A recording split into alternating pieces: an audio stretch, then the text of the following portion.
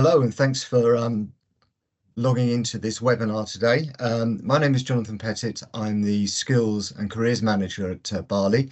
And you may have seen in some of our recent publications some news about a new advanced British standard, and we're consulting to seek your views on what you think about it. But we're aware that you may not quite be fully up to speed with what's being proposed and what government is looking for in this consultation. So this webinar is really just to give you some information, some background about what we've been doing, and also what the ABS, as it's going to be called, is all about. So back in October at the Conservative Party conference, the Prime Minister announced that they were going to put forward proposals for a new qualification at level 3.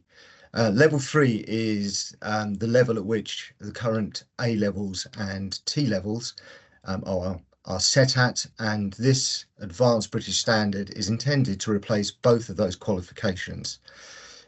We've already been involved in a couple of consultation events, and we're now looking towards you to help us formulate our formal response to the Department of Education's consultation, which was launched in January. One of the things we're asked is, why is there a need for this reform? Well, government have said there are a number of reasons why they're looking at putting forward this advanced British standard. The first is that they feel there are too many choices at level 3, which can be confusing for students and learners, and so it wants to simplify the system.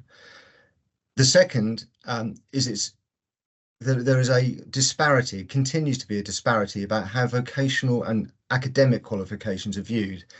And I think we've long said in the landscaping sector that there seems to be a sort of second-rate status applied to vocational training, even though we know that people have undertaken those training and those qualifications are highly skilled. And so government wants to address that, and we're quite supportive of that view.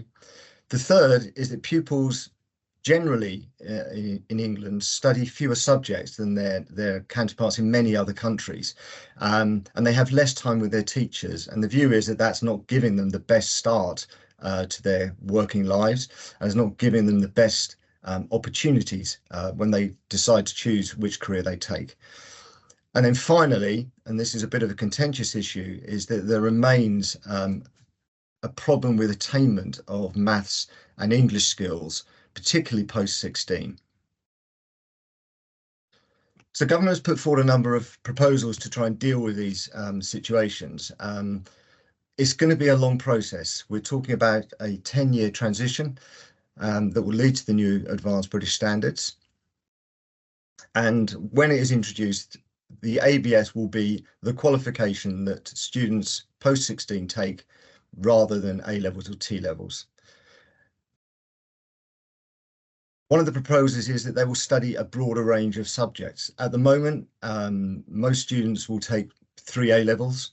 The proposal is that they will take a number of additional subjects, not all of the same size. Some of them will be larger or major topics, and some of them will be smaller and minor or minor topics.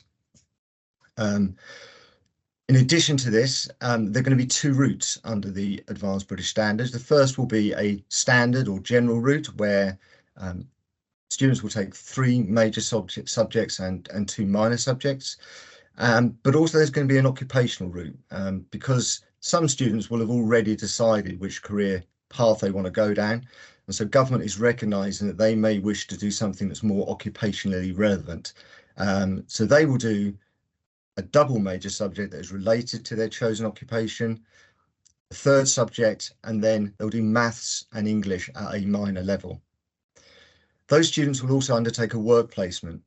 And we need to talk to you about how employers can be involved in making the work placements work, both for employers and for the students. The other big change is the number of hours that young people will be taught or by a teacher under the ABS. At the moment, most young people are being taught about 1,200 hours for their 2 years, and that's going to rise to 1,400 for the standard ABS, but up to 1,700 hours for the occupational subjects.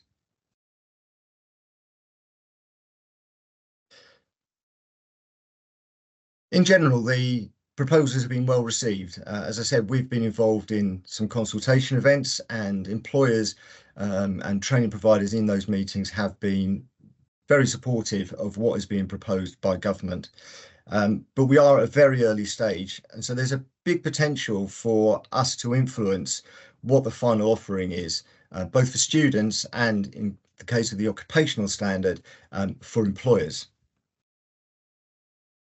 There has been some concern about what happens in the meantime, because this, as I said, is a very long transition. It's 10 years before the first students will be taking the advanced British standards. During that time, A levels and T levels will continue as they do at the moment. The government is still committed to the rollout of a comprehensive and detailed T level programme, and apprenticeships will also continue to be offered. And in fact, apprenticeships will be offered even post ABS. They are a slightly different offering. They are in-job training with release into colleges.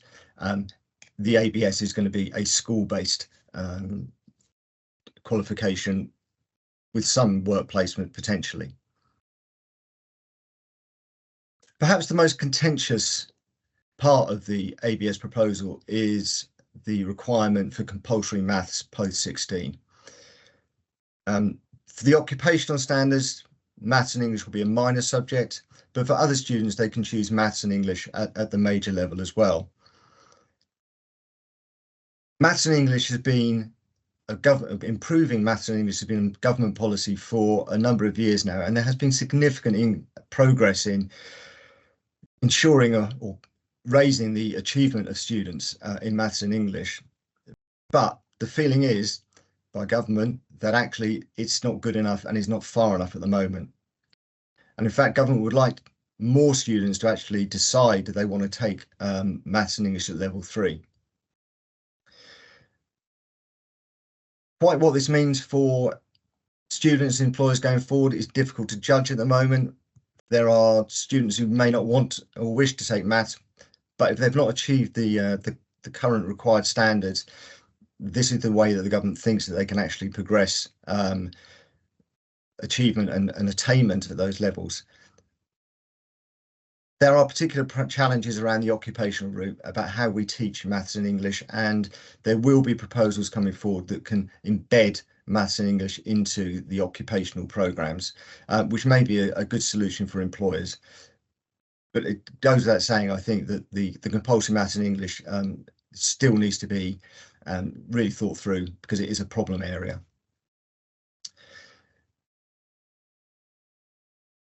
As we said, the occupational route will require work placements and up to 315 hours a year work placements. So it's absolutely vital that employers are involved in development of the plans for this part of the proposed reform. It's anticipated that the occupational routes will follow the model of the T levels, but we are aware that the T levels have created some challenges for employers having to accommodate young people in their businesses when they're not employing them full time. So challenges like, how do you give them a meaningful work experience? How do you accommodate them into your day-to-day activities when they're not actually employed by you? Not quite the same challenge that we have with apprenticeships, but it is an issue that we need to talk about and we need to get some views on.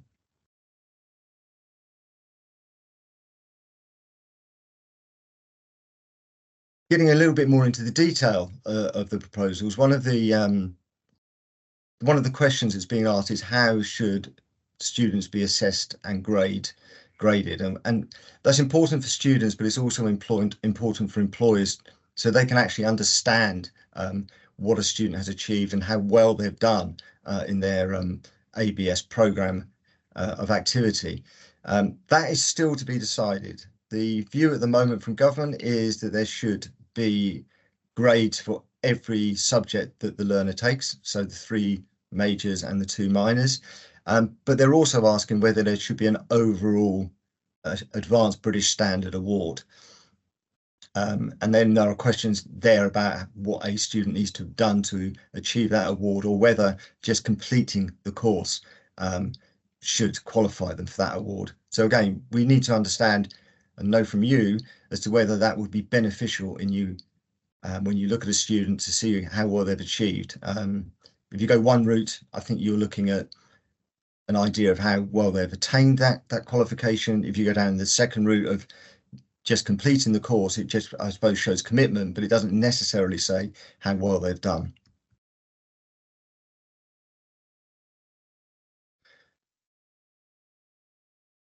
One of the key areas that's going to be the success of the ABS is how teachers and college lecturers are supported in delivering the Advanced British Standard. Government is aware that there aren't enough teachers at the moment, particularly in science subjects. I think as we as an industry are aware of the challenges that colleges are facing, getting lecturers in for landscaping subjects. So there is going to be a programme of recruitment and encouragement to get more people into teaching, because they are going to be absolutely vital to the success of this new qualification. So what do we want to know from you? Well, we've put out a consultation document, which we will link to in this at the end of this webinar. But generally, we want to know whether you agree with the aims and ideas that are being put forward as part of the Advanced British Standard. Are you happy that they are being replaced or replacing the A-levels and T-levels? Do you agree with the proposal to have two different strands of the ABS? So a standard for those young people who perhaps still haven't decided what career they want to take and want to have as broad and comprehensive education as they can, and those young people who are actually going to do an occupational route because they've decided what they want to do. Do you agree that that's the two programs that should go forward? We're also quite keen to get your ideas on how we can get more employers offering work placements. It's going to be absolutely vital and essential to the success of the occupational route that we have employers who are willing to offer up to 315 hours of work placements every year. And also how you might support schools in finding those work placements. As I mentioned, the English and maths will become compulsory post-16. That has caused some concern, but it is within the proposals. So how much do you agree that that is a sensible way forward? But also, how do you think English and maths can be better embedded into the occupational element of the ABS?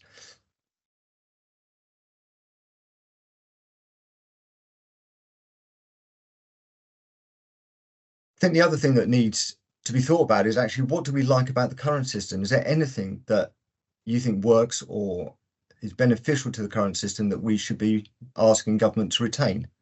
Not everything about what happens at the moment is wrong, but we need to understand what you like about the current system and what might be important going forward. Sorry, it's my cat. And the last question we have is, one of the main aims of the ABS is to help young people get good jobs. What this is about is helping them excel in the workplace. So do you have any ideas about how we might ensure that the ABS is useful for employers or meets your needs when you are looking at taking on young people into the industry? And that's it. That's a relatively quick run through of what the ABS means. I hope you can see that it's actually quite a detailed proposal that the government has put forward, and actually officials are thinking very, very hard about how this can be introduced effectively and ensure that it actually meets the needs of everyone who's involved in this process. That's from the student to teachers and through to you as employers. If you have any views, we would really like to hear them. You can either email me, my email address will be at the end of this webinar, or you can respond directly to the consultation. And again, the link will be put at the end of this webinar. Thanks very much for listening.